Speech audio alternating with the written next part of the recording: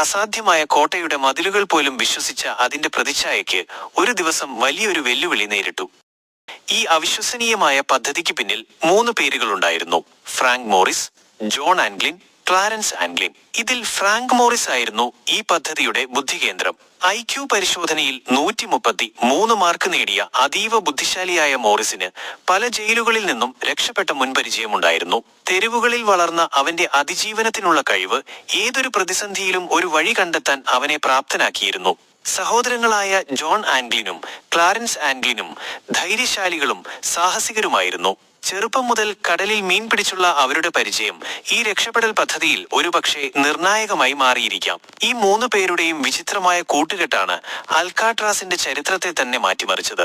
ഒരു സിനിമയെ വെല്ലുന്ന ആസൂത്രണം ഇതൊരു ഒറ്റരാത്രി കൊണ്ട് നടന്ന രക്ഷപ്പെടലായിരുന്നില്ല, മറിച്ച് 1 വർഷത്തോളം നീണ്ട അതിസൂക്ഷ്മമായ ആസൂത്രണമായിരുന്നു ഇതിനു പിന്നിൽ. തങ്ങളുടെ